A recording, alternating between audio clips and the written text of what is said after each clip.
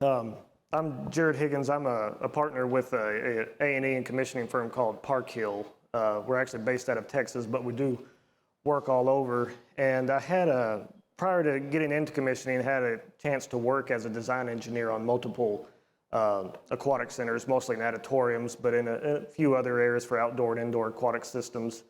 And then was able to take that knowledge and really apply it towards when we do commissioning. And when you find a niche in something, it kind of just keeps growing. And wanted to kind of share what I've had experience with everybody, especially when you think about things when you start this project, like things you may not think about on a normal project. So just systems that are going to be commissioned, how they might interact with each other when you set the scope. And we'll see where we go from there. Don't forget to check into the class to make sure that you get your CEUs. And also this course is AIA registered for continuing education, so be sure if you need to sign in for that to be able to get your AIA credits as well. So moving over to talk through the 4 objectives that we had this class to make it AIA accredited. One is to really understand the challenges and opportunities offered by aquatic centers, and just looking at how those can interact with different building systems and the type of center you may have, thinking through circulation if it's attached to other spaces, even in through different types of door hardware. It's just a whole mess of things that can come together. The next is identifying the importance of having commissioning during the design phase of an aquatic system. I know that you go through any class and it really talks about trying to get on board as early as possible, and that is really, really important with this as well. One of the worst things is getting brought on in construction. At least maybe when you first start construction, and I don't know if any of you have had, you get brought on when like equipment's already installed and they want you to commission it, and by that point it's like, well, you have what you have. We can't do anything with it at this point. The next is identifying the importance of commissioning during value engineering. I think this is really overlooked in commissioning when they go through this process. It's like they put a pause on it, and all of a sudden, you come back and you've got a whole new set of documents that you've got to go through and review, and it would be really advantageous if you can go through and actually be a part of that workshop program. And then also just how, understanding how those systems interact in an aquatic center and how to do a cross-discipline approach throughout the entire project. So go through and, we'll talk about kind of the 6 main types of aquatic systems or facilities that are out there. And you probably know all of them, but you talk through like an outdoor pool. This is still largely the most common that you've seen that were put in, over the 1950s and 60s. A lot of rural areas, places have them. Then you have indoor pools where you're thinking about natatoriums that might be used for competition or leisure. Splash play or splash pads becoming really popular, both indoor and outdoor. Hot tubs and spas, kind of depending on what you have, both indoor, outdoor, residential, commercial athletic training centers. Getting into aquatic parks, well, now we're really putting all these things together. And then the full-blown water park where you incorporate thrill rides and all the other pieces as well. So just kind of go through each one real quick. The outdoor pool system that you see here. And these pictures, these are all system places that we've done some form of commissioning on. So even something as simple as this, we'll get brought in to do small things. Usually what you see most of the time is 40 plus years or older. They're starting to change these out now where you have zero entry systems and usually have maybe a slide system or 2, small leisure river on the side, and then potentially diving systems put in place.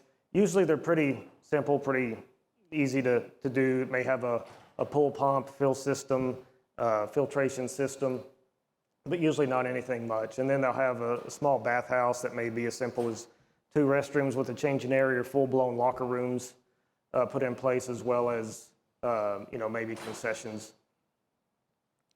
Going to your indoor pool system, starting to really look at multi-use facilities here. It may be for just standard recreation for people in the community to go swimming, maybe for like this one for a public school system where they wanted to be able to host swim meets for their district. Could also include diving, and that can be, competition diving for a school or community college.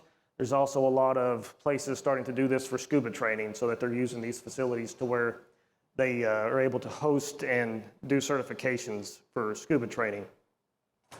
See these a lot more in urban areas and then also in education spaces. So we've got one right across the street from the hotel here that has competition level capability. And then also you're moving to more complex systems. So now we've got indoor dehumidification systems, probably have some level of control systems. And in some cases you may get into, if you do federal military facilities, you may get into spaces where they simulate training, where you actually have to have wave simulation and then also rapid temperature change, which trying to change temperature in a body of water in an hour is really difficult, but can be done. Splash play systems, these are getting really popular. You're starting to see pools get replaced, especially outdoor pools get replaced with these systems where you have maybe an elevated play structure and then you have various piping arrangements that go through and do things for different water features. See them both indoor and outdoor systems, starting to introduce control systems. Sometimes it's a simple program with a relay system. Sometimes it's complex systems like a full PLC system that goes through and actually programs how these things go out. And then you're starting to see an increase in support facilities that are going to include like pump houses, control system location, valve system locations. You start to have a lot bigger footprint of space that you're going to have. Hot tub and spas, again, indoor, outdoor, a lot higher maintenance because now we're introducing compressed air systems. See a lot of these indoor for athletic training, where you go in and they may have whirlpools or they may just have leisure spa systems. And we keep increasing subsystems as we're going now with adding like spa heaters, if that's done with electric or if it's done with natural gas on a boiler system. Next one that we'll probably spend the most time on is going to be the aquatic park,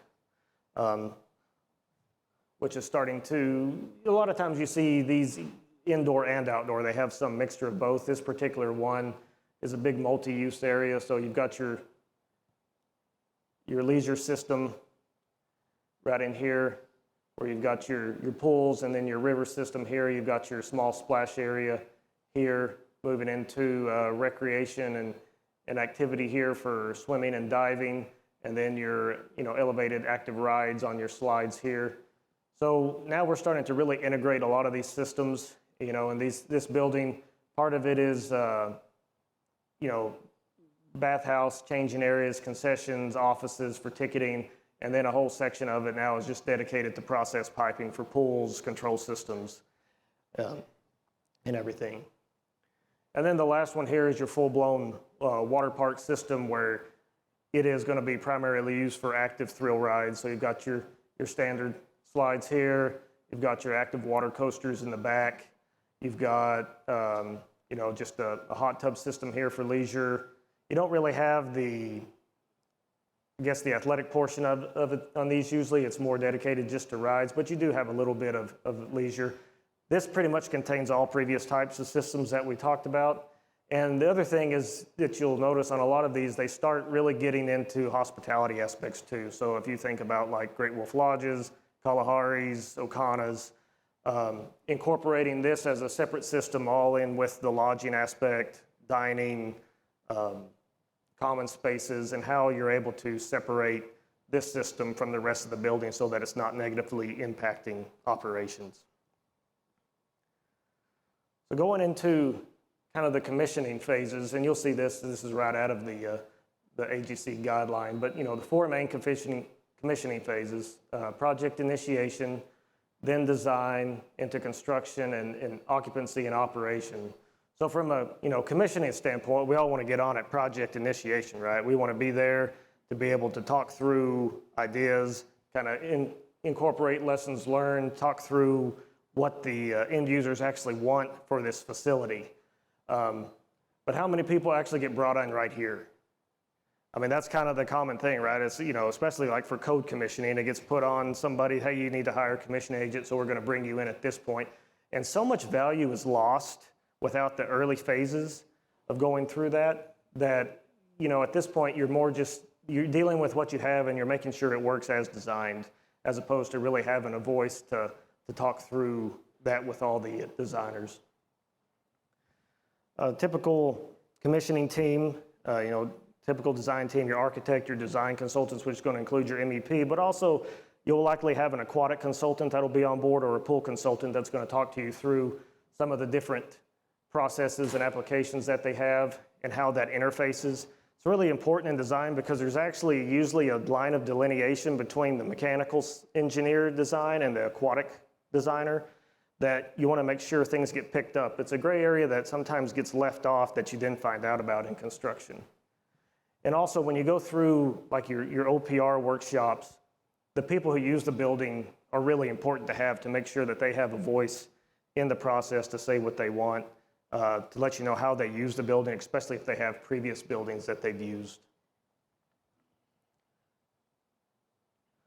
So moving into the project initiation phase, we go through commissioning authorities selected, that's ideal, get on board, setting your commissioning scope with the owner. This is where it gets really important to make sure that everybody knows what systems that you're going to commission on this project. So you have your traditional HVAC systems, your traditional MEP systems included, but do they want you to look at envelope on this and how that interacts? Pools are extremely corrosive, especially if you have salt water, but also if you have chlorine pools. Understanding anything from, door materials and hardware, to lighting fixtures, to different types of fire protection systems that goes in. You really want to be able to talk through some of those items when you get into the design phase, but you also want to make sure that you have what's needed in your commissioning scope. Code doesn't require you commission like the pool systems, so usually there's somebody that does a little bit of that. It's a good idea to at least have the conversation if they want you to be part of that and witness that for documentation, so that way when you have things that could potentially go wrong, you're able to get those added into your resolution checks. And then really identify the end user and owner requirements. Who's this pool going to be for? Is it competition for schools? Is it for community use? I've had the opportunity to do pools for special needs schools like deaf schools and blind schools, and really understanding how that interacts for them as well, to make sure that it's all set forth when they do the design. And then just, having the project budget, both your own budget for commissioning fee, but then also just understanding the overall project budget and how that can be impacted. So now we'll move to the design phase, and everybody loves the design phase. It makes you happy. You get to take a blank slate, go through and really design something new. And so, a lot of this, like review of design documents, that's pretty standard and really important through this as well, just to make sure that you're hitting everything that needs to be looked at, and then developing the commissioning plan. This is important to make sure that everybody knows their roles and responsibilities, but then also to get the commissioning specifications correct. So when it goes out to bid, because there's 8 different ways you can bid a project, whether you're doing design build, construction manager, hard bid, you want to make sure whichever method you're doing that you're able to convey what those expectations are for a successful project. And it's also a good idea to take that plan and maybe have it as an informative appendix as part of those specifications so people can see it. And then going into the overall project schedule as well. So kind of expanding a little more like within the design phase that we look at is really for function of that building, how that works if you have multiple spaces, how the aquatic center functions with the rest of the spaces, how the mechanical systems function together. If you're doing like a pool heat system, is it direct water that's being heated? Do you have it through a heat exchanger system? Are those loops set up correctly to operate the way that needs to be? And then also getting into process piping. Is that all set up the way that it needs to work correctly? Is it being able to go to locations without much problem? Maintenance is another one, just making sure that their capability of maintenance is meeting the systems installed.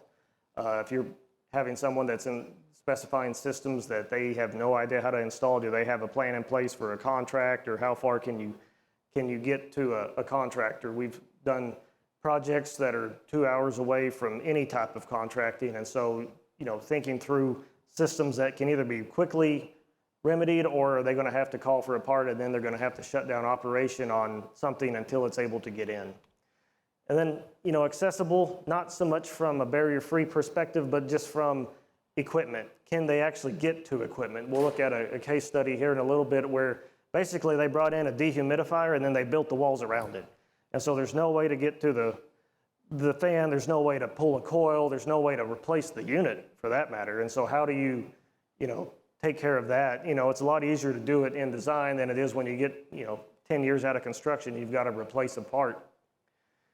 And then just integration, how everything's going to be able to work together to make sure that it fits in. You get into control sequences and, is what's being described capable of meeting the expectations? Is the equipment capable of meeting the sequence of operations? And so we talked a little bit before about value engineering phase, and you can see we went from the happy little boy to the, scary skull skeleton here. And so that's kind of what it is when we go to the value engineering. It's a dreaded phase that nobody wants to go through. And sometimes it's needed. It's great if you can go through a project and it's designed to budget and it bids within budget and you just move forward. But more and more we seem to be having to go through a value engineering phase.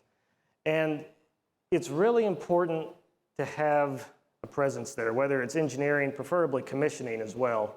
And I can give you a story. We had a project one time, it was for an indoor natatorium that the dehumidification unit had pool heating module in it. And so it overbid, and the manufacturer's going through and they're bringing ideas and they say you can eliminate the pool heat module for X, $1,000. And so the people that were part of the workshop kind of evaluated that and they said, that's great, let's just take that out and we'll just use the standard building heat to heat that space. Yeah, there was no standard building heat to heat that space. All the heating was through the pool module. So it gets through all the reviews and, you get to bring it in on construction commissioning and it's like, well, how's the space supposed to heat? Oh, it's going to use the building heat. And it's like, there is no building heat. Like, where's it at? And that's, going back, it's like, oh, no one realized taking that out impacted that. So they had to go back and do a change order to put in an extra coil system to be able to actually heat the natatorium.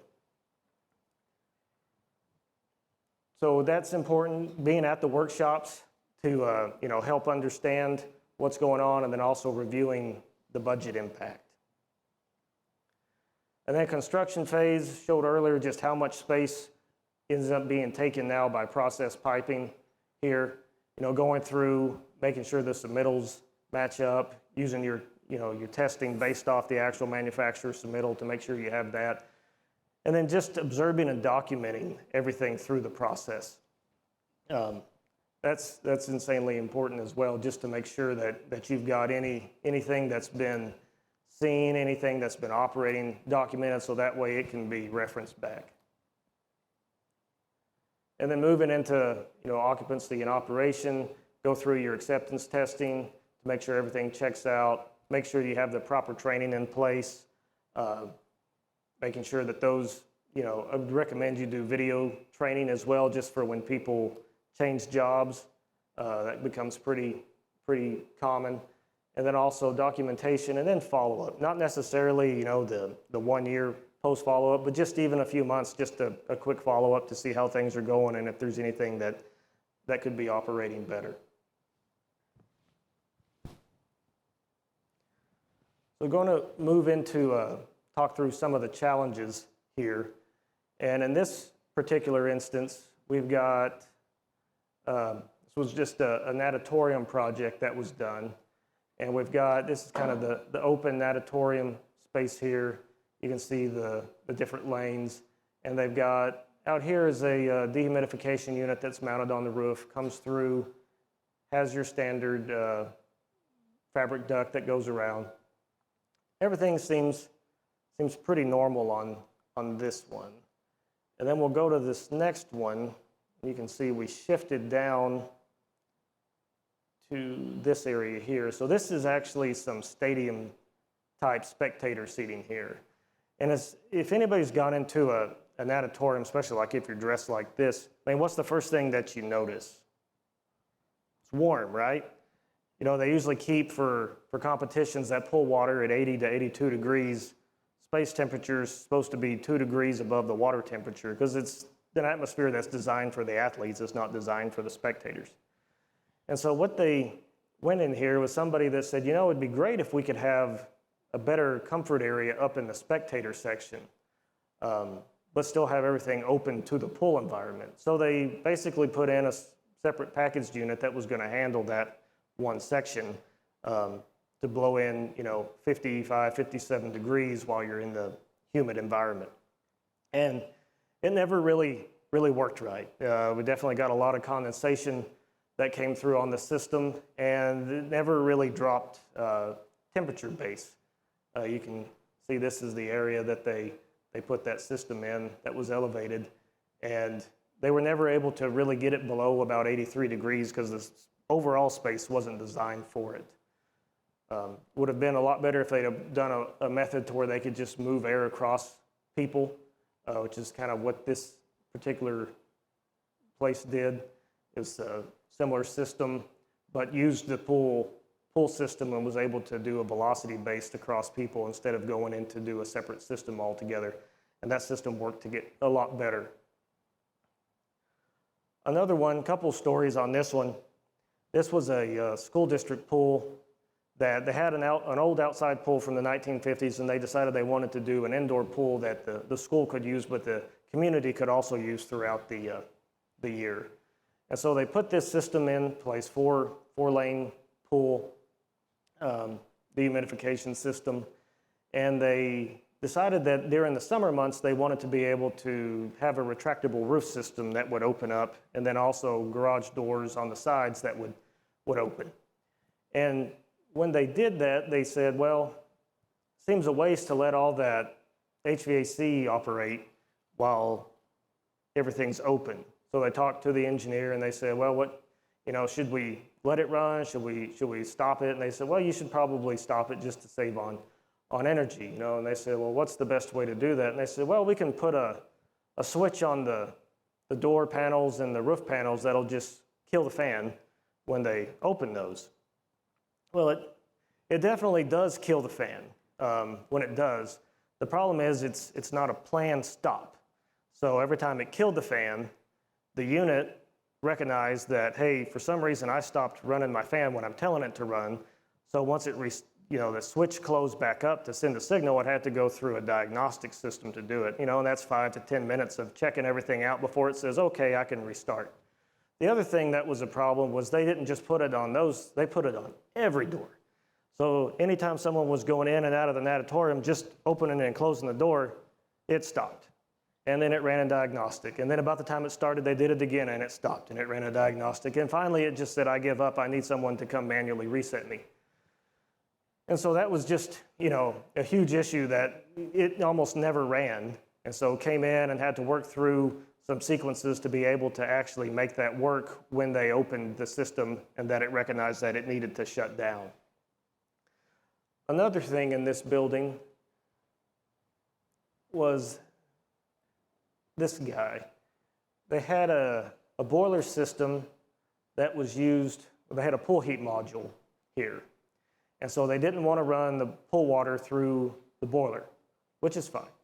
So they put in a shell and tube heat exchanger. So you've got your boiler system here that's doing your heat exchanger, then you've got your pool water system here, and then they had a pool heat module in the unit to do the pool heating.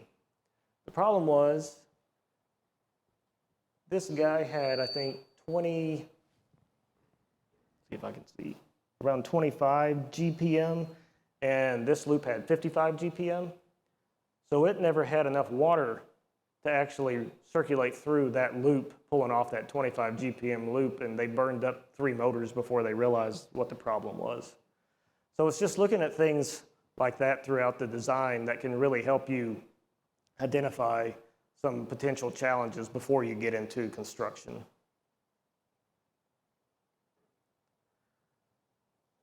This one's similar to the first one. This is It's actually one of the school for the blinds that we worked on.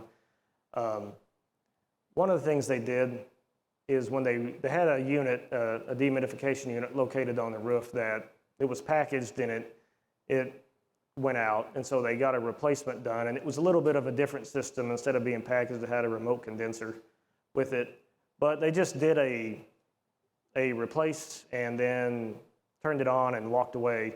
Never did test and balance, never had anybody come in to run any type of acceptance testing on it, and they had fits with it for years until we actually did put it through some sequences and determined what was going on with the unit. So if you ever have somebody that is having problems, sometimes it may just be that they replaced the unit and never had it balanced. But also in this area, so there's this portion of the building is the pool, and it's got a dehumidification unit that's supplying 84-degree air throughout the pool system. And then on this side, you have the locker rooms and a small office area and an entry that is on a separate system, and it's actually 100% outside air coupled with an exhaust fan that serves these areas, and it's actually all refrigerated air that maintains this space down at like 65 degrees, which people aren't real thrilled when they get out of water at 84 and go into 65. But the big issue here was that it looks like these areas are separated with a wall and door system here, but in reality, they're not. It's actually just an open gate. So it had tremendous amounts of condensation occurring on the registers in the spaces, and the wall systems would continually pull water. And so what ended up having to happen after the fact was coming in and building a separate wall system to create an air barrier between the two spaces. And once that was done, it did work a lot better.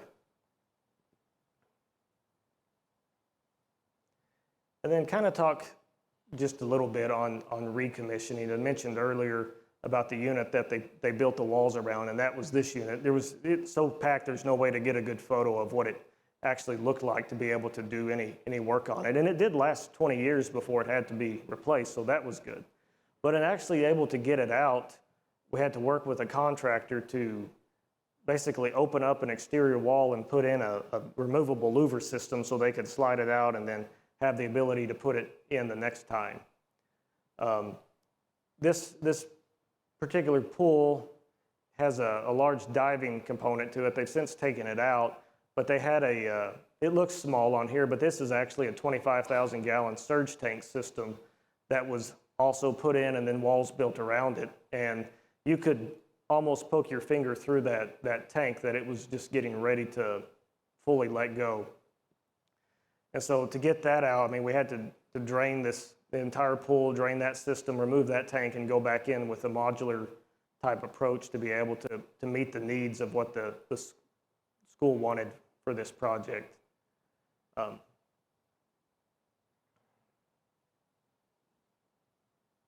that's really all I have on this, because I wanted to have a chance to open it up if you had questions on doing aquatic centers. So be sure to complete your session, but if you've got questions, I'm happy to hang around here until the next session starts up in 30 minutes or so.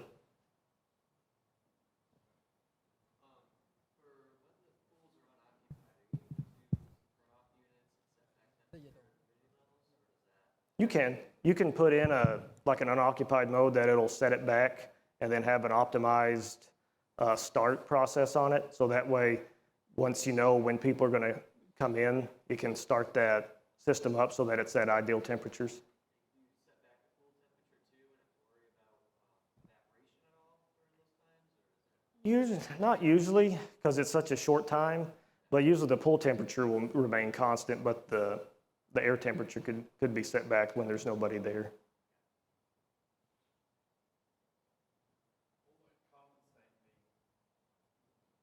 All that condensate being generated, is that recycled back into the swimming pool?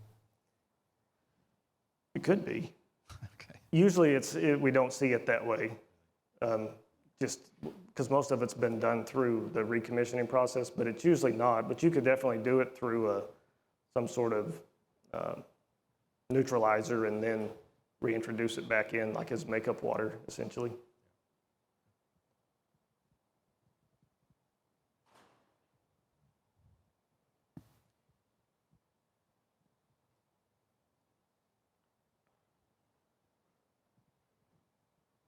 I'm not sure if I have the right word here, but do you ever deal with mitigation of chloramines or any kind of off-gassing that's created from the pool water, from the pool surface?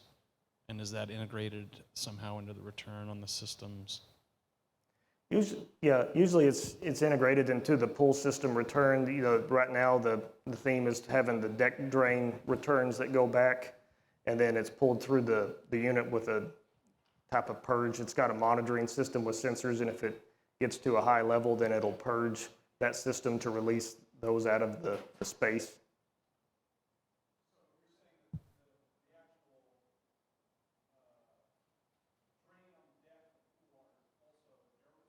There are some that have been that way, that they're pulling that through the air return system.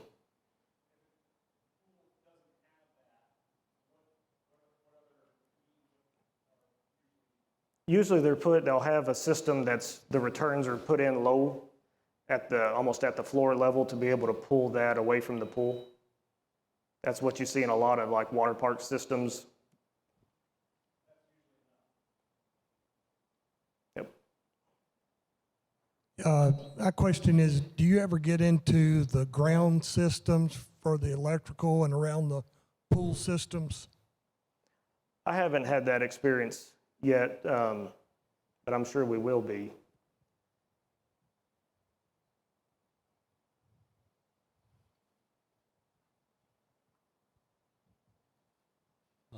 This really isn't a question, but it's just something for people to look at and understand. We were called into a project about, well, it was several years ago, but it had been in operation for 2 or 3 years. And they were having some issues with not getting cooling into the pool area. You know, airflow was way low, so that's to come in and look at it, kind of do a recommissioning assessment of it. And when we looked at the dehumidification system for the pool, you know, there was the filters for the outside air. You know, this is in East Texas, lots of cottonwood, lots of insects. They had been going through and replacing the filters for the outside air on a regular basis. They looked great. What they didn't understand, and no one told them, was that there was a second set of filters. And I opened up the fan compartment where those second set of filters were. They had never been changed out. They were completely packed full of cottonwood and insects and numerous other things. So it's just something to keep in mind. You know, when you're commissioning these dehumidification units, make sure that they understand that there may be more than one bank of filters, and those need to be pulled out and changed on a regular basis as well.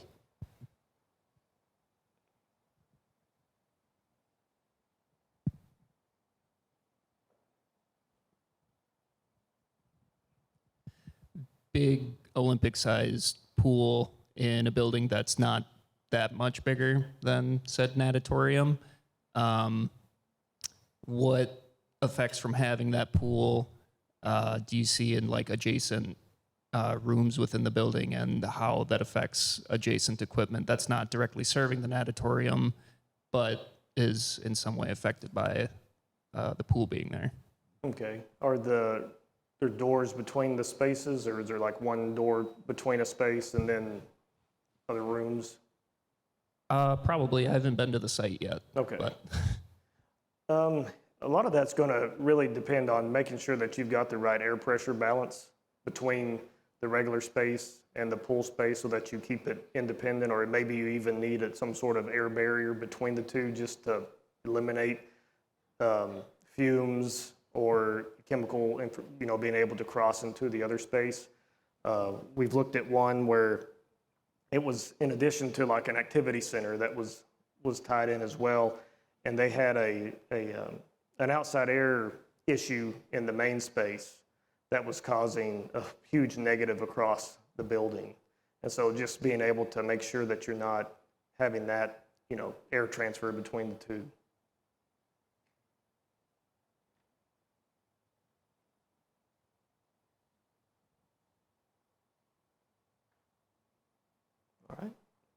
Thank you, guys.